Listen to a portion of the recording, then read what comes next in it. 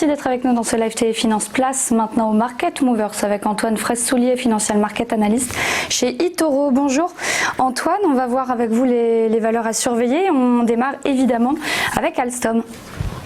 Oui, bonjour. Alors effectivement, on démarre avec Alstom, puisque Alstom hier a annoncé avoir conclu un accord définitif avec Bombardier, donc la branche transport de Bombardier.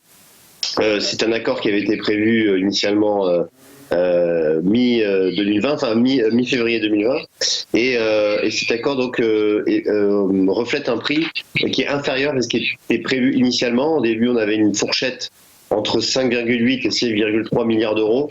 Et finalement, le prix retenu va être plus 5,3 milliards donc pour la division de transport de Bombardier.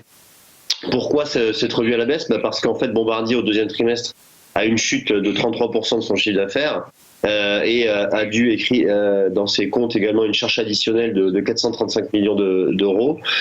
Du coup, les termes ont été revus à la baisse.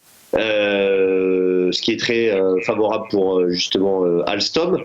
La structure capitalistique d'Alstom va dorénavant la Caisse des dépôts du Québec, qui était l'actionnaire en fait de Bombardier Transport, devient le premier actionnaire d'Alstom à 18% du capital, devant Bouygues qui va en posséder 14%.